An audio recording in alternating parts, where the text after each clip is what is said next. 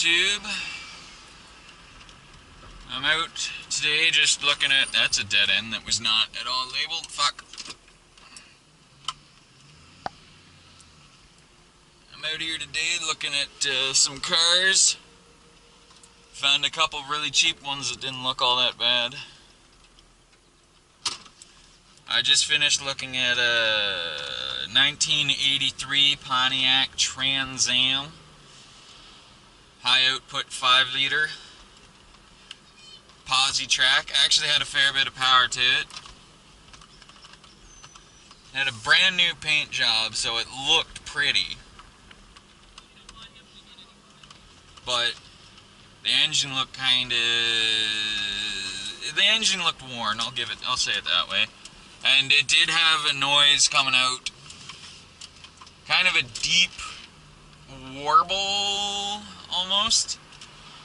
I don't know, it sounds like it could have been something loose. I'm not sure what it was exactly, but it's really cheap. So, I'm wondering if I might get that to be my beater. Because it was definitely fun to drive. It ran perfectly well.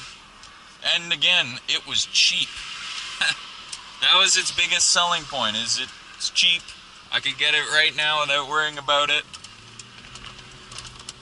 Wouldn't have to worry about driving in the winter. The body was in perfectly good shape. Excuse me.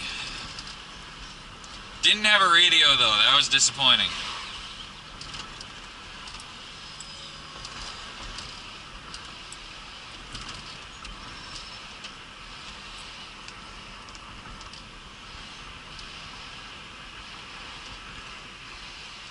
There's a Camaro. And a Mustang, and oh no, it's a Firebird. Wow, dumbass. A Firebird and a Mustang under the same roof. Is that even possible? You'd think the amount of fighting would be intense. Actually, funnily enough, I did just get a job, a do-nothing job. But when I was getting interviewed, they asked me, like, what's my greatest achievement so far in life? And I was like, getting a 1972 Camaro. And he's like, oh, you're a Camaro fan. I don't know if we'd get along. I was like, huh? What do you mean? He's like, I'm a Mustang guy. I got an 89. And I replied, I was like, oh, I don't know if I can work here then. I might have to find another job. We laughed a bit. And no, he's a good guy. I'm a good guy. Like, I've never understood how aggressive... Ooh, skate park. I've never really... Sunday and it's empty. What the hell? I've never really understood why the Mustang-Camaro rivalry is so aggressive. Each car has points that make it better than the other. And from a subjective standpoint, yeah, the Camaro is better. But from a fiscal standpoint, they sell a fuck of a lot more Mustangs. And I'm not going to get into the Mustang-Camaro argument. My point is, I don't get why people are so aggressive about it. They're both cars. They're both great cars. I love both of them.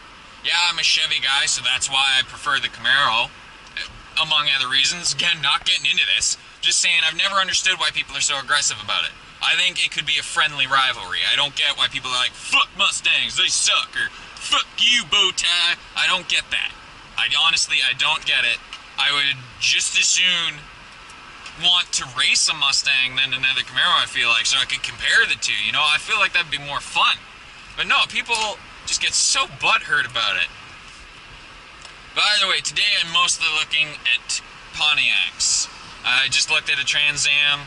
I'm waiting to look at a Firebird, a 1977 Firebird. Little less looking forward to this Firebird. Oh, hey, that's pretty. The Firebird looks a lot fucking better.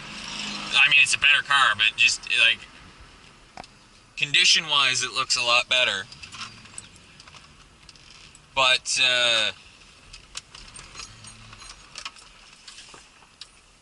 it's gonna, never mind. Condition-wise, it certainly looks to be a lot better, but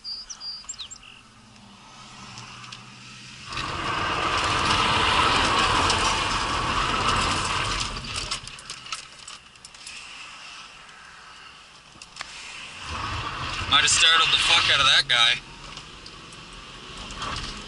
Got so much dust in my eyes right there, it's not even funny.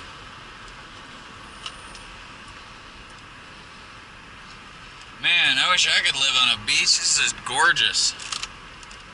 Oh, so much dust in my eyes.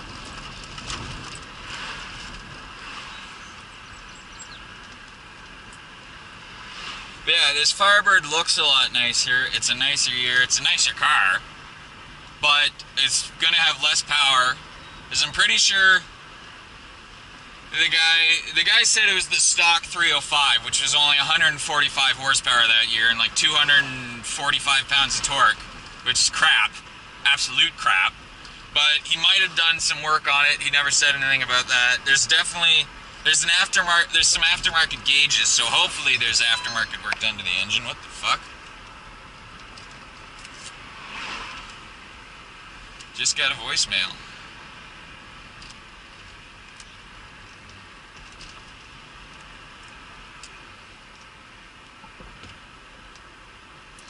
Just a second. I gotta pull over and answer that.